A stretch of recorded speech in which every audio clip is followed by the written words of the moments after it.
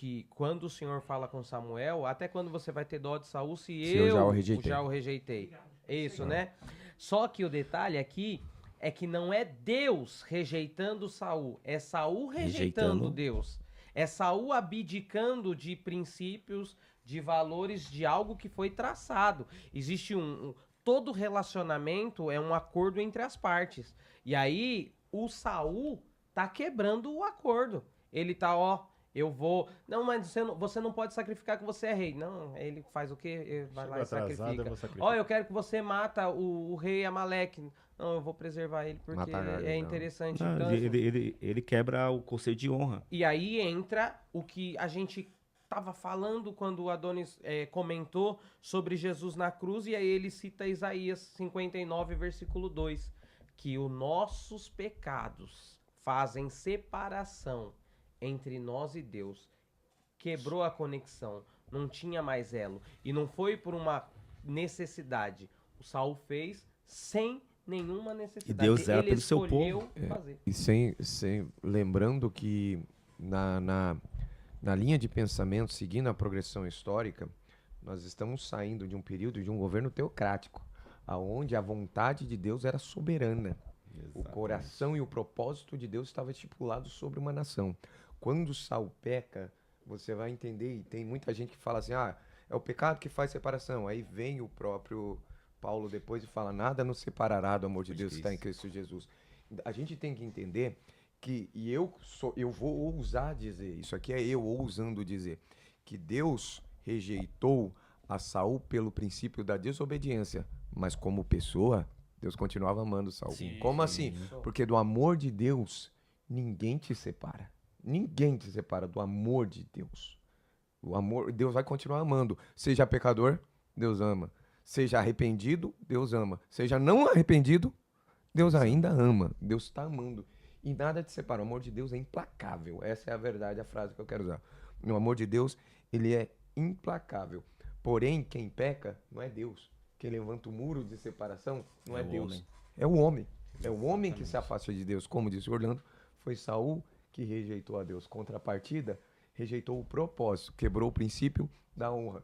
E o governo teocrático veio a ponto dele falar, eu rejeitei por quê? Porque eu achei um homem segundo o meu coração, que fará toda, aí entra no princípio da honra de novo, toda a minha vontade, porque o propósito era maior.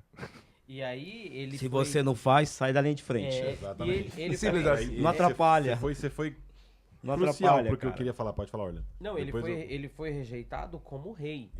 Ponto. Né? Ponto. Ele foi rejeitado Entende? como rei. Ponto. Até porque, mais adiante, a gente vai ver os vacilos de Davi, que não são poucos, só que a diferença está em que, quando ele vai lá orar no Salmo 51, que ele fala assim, ó Deus, cria em mim o coração puro, renova em mim o espírito reto. E naquele momento ele estava sentindo rejeitado. Não me porque Deus lançou sobre ele uma Não me pancada. lances fora da tua presença e nem retires de mim o teu Espírito Santo. E como ele estava se sentindo longe, aí ele fala assim, e torna a dar-me a alegria da tua salvação, porque sem isso aqui eu não consigo viver. A diferença... O reconhecimento da grandiosidade de Deus, Era cara. exatamente isso. Se você ver o contexto, ele foi rejeitado como rei. Assim como Davi foi rejeitado como construtor. Opa! Ó, eita, Você tá abusado, né, Davi, o mesmo Davi que foi chamado segundo o coração de Deus, quis construir para Deus uma casa. Deus olhou para ele e disse, você não.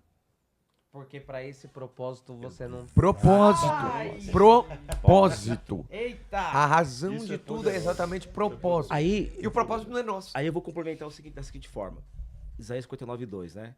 Mas o vosso pecado e a vossa iniquidade, que é pecado contínuo. Isso. É quando eu não me permito sair desse lugar porque a minha alma tá gostando. É o Faz pecado ser- generalizado. Exato. Quando Eu já não quero tem romper. mais. Eu vou alimentando. Agora, se o pecado é minha vossa iniquidade, que é o pecado contínuo, me afasta do Senhor, aí eu entro na dependência do outro. Me dá atenção, me dá carinho, me dá afeto, me dá direcionamento, aquela dependência. Certo? Agora, quer ver uma coisa louca? Louca. Isso é muito real. É sério, cara. Eu aconselho você a fazer isso.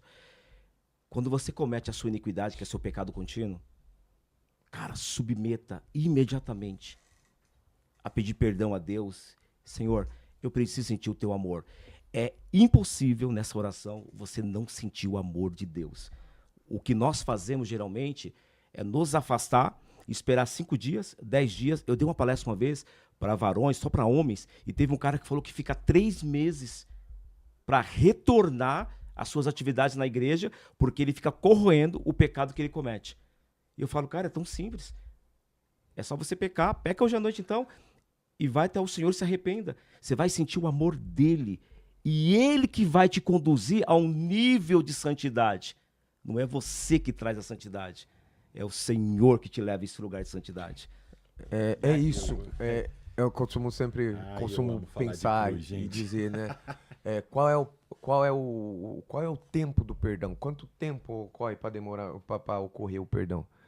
É o tempo do arrependimento. Só isso, É- cara. É o tempo do arrependimento. É tão sensacional tempo. que, Ai, da que hora. aí Jesus pega, se apropria de tudo isso e ele fala assim: aquele que vem a mim de maneira Não, nenhuma eu o lançarei fora. E aí você consegue compreender o próprio Davi. E eu gosto disso, né? Os caras Meu vão Deus, indo, a né? Bíblia- O próprio a Bíblia Davi. é linda. A Bíblia é linda. Torna-me a dar alegria. Porque o cara que vive esse ressentimento, essa dependência, essa rejeição, ele vive essa dor. E o detalhe, ele lembra, dói, machuca, tudo isso que foi dito aqui no programa, dói, machuca e tudo mais.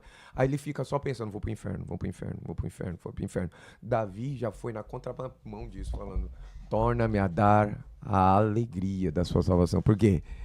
Quem vive a salvação sente alegria. Porque a gente não serve a Deus pelo medo da condenação, mas sim pela alegria da salvação. Deixa eu te falar uma parada aqui. Era uma sexta-feira.